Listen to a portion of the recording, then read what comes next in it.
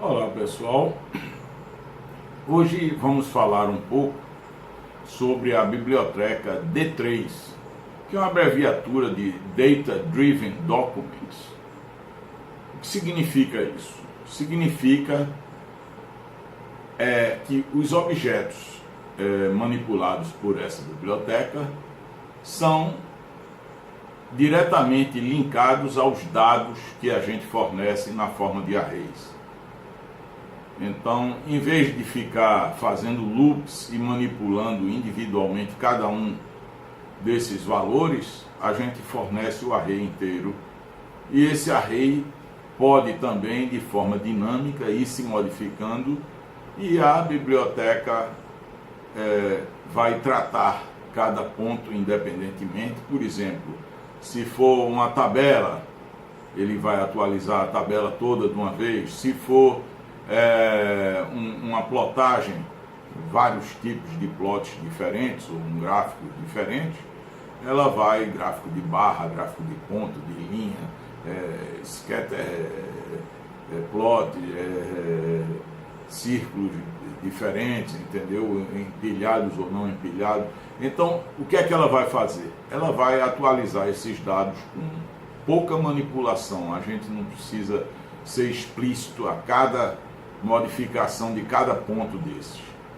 Então a gente vai começar com alguns exemplos bem simples. Eu não vou complicar muito aqui, porque é uma biblioteca realmente sofisticada. Eu acho que é uma das mais sofisticadas que a gente já viu até agora.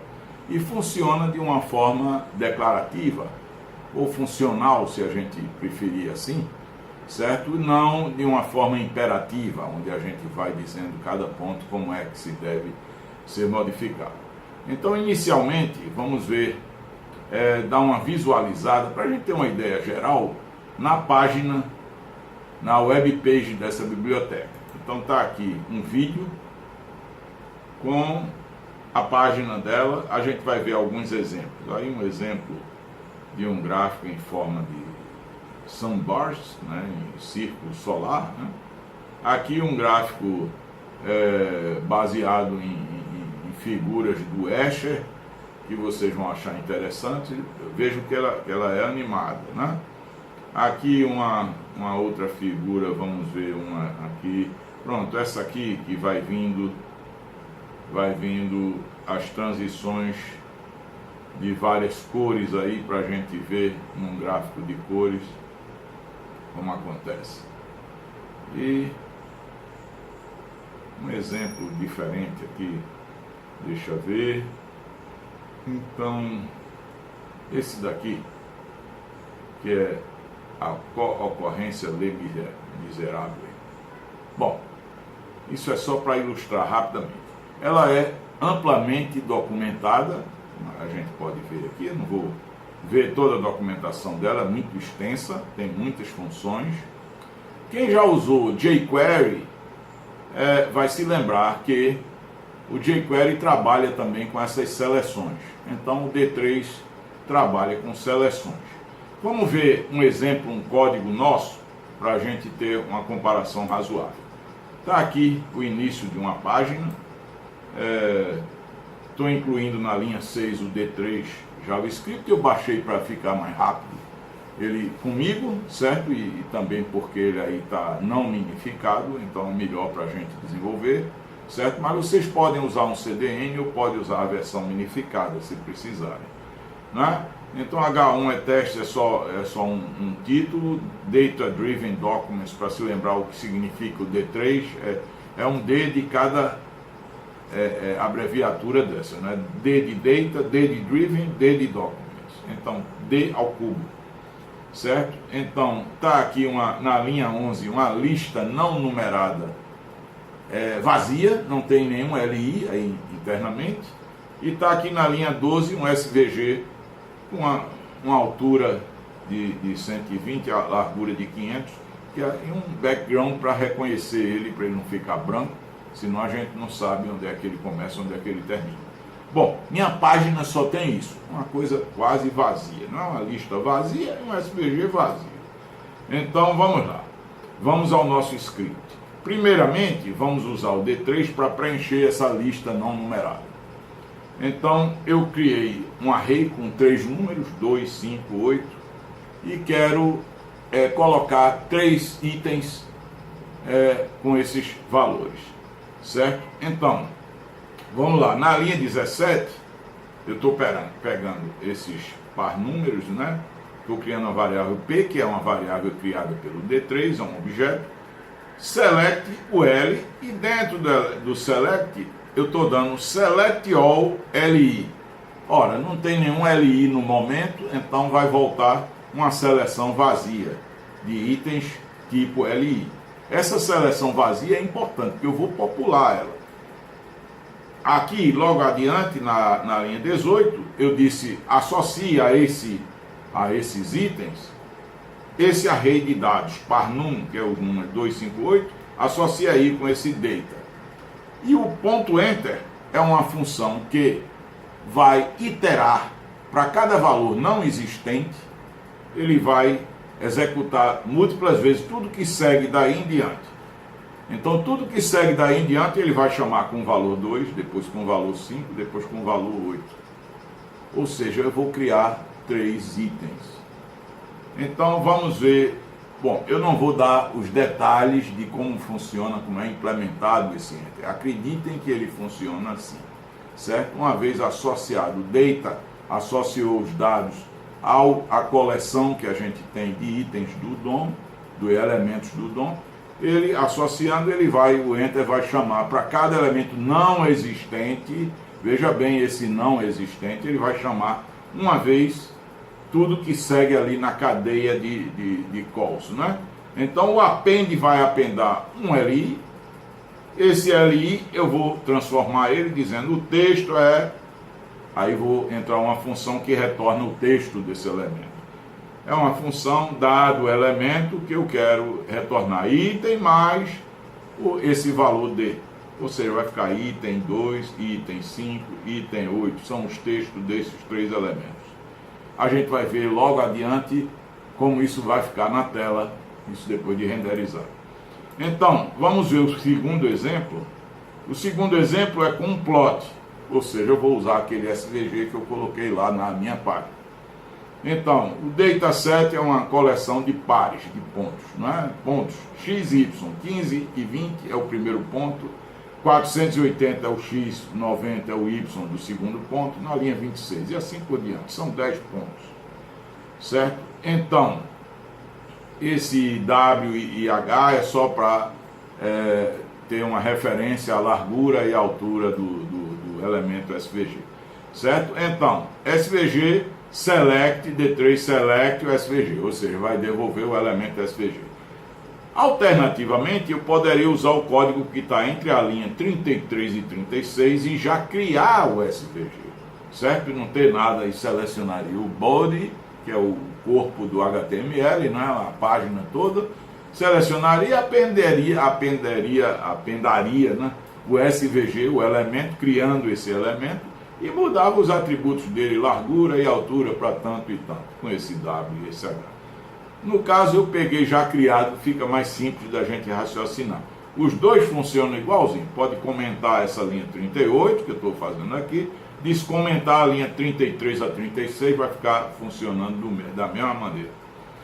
Na linha 40, eu peguei esse SVG, que é o objeto que o D3 me devolveu, e vou selecionar todos os círculos. Ora, não tem nenhum círculo ainda dentro desse SVG. A seleção vai ficar vazia. Mais adiante a gente vai colocar círculo, vai usar o append círculo, então ele vai ter círculos, né? Data, a mesma coisa que eu fiz com os itens lá 258, né, do exemplo anterior. Enter, a mesma coisa também, para cada elemento não existente, cada item não existente, ele vai executar daqui por diante toda a cadeia, ou seja, append círculo. Depois desse append círculo, eu pego esse círculo, o atributo CX vai ser o primeiro item do array, não é? O D é o elemento todo, o D0 é o da esquerda, é o primeiro, que é o X, a coordenada X. O D1, aqui embaixo na linha 48, eu quero o CY, é o centro do círculo Y, né? o x e y do centro do círculo.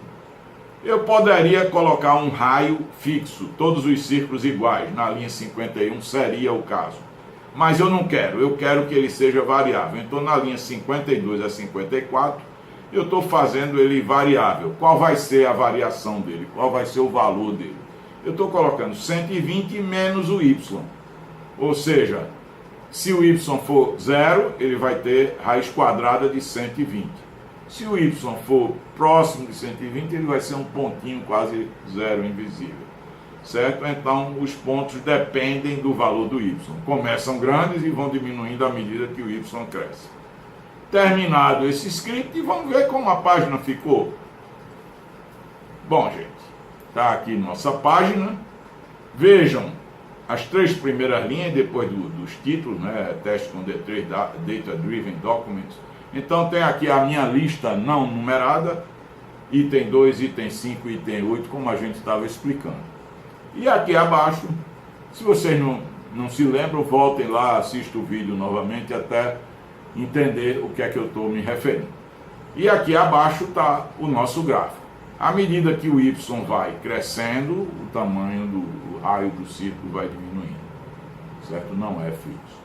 Bom, gente, então agora vamos partir para um exemplo mais sofisticado. Como eu disse a vocês, é possível a gente ter um elemento que se atualiza rapidamente. Quer dizer, cada vez que eu modifico os dados, esse plot, ou essa tabela, ou tudo, ela se modifica. Como é que a gente implementa isso? Então está aqui um exemplo retirado construído pelo autor do D3, que é um pequeno gênio, não é? O Bostock, Mike Bostock. Bom, gente, está aqui, é uma atualização, é um padrão que ele criou para atualização que funciona bem com praticamente todos os exemplos que a gente precisa fazendo atualização. Então o começo da página está aqui, tem algumas coisas de estilo, eu não vou discutir muito isso com vocês, é para ficar a aparência, as letras que a gente vai introduzir ficar dentro de retângulos quadrados e por aí vai. Certo? Então essa parte de estilo está entre a linha 7 e 26, eu não vou discutir, mas é fácil de entender. Então, na linha 28, 29 em diante, começa o meu HTML real, o que é que eu preciso. Então, na linha 29 à linha 31, é um botãozinho que toda vez que eu clico nele, ele dá um do update, ou seja, recomputa o array e manda atualizar a visualização dele. Na linha 35, eu estou incluindo o script, o D3. Na linha 33 e 34 eu tenho uma div vazia, que eu vou colocar coisas nela, que é o meu conteúdo.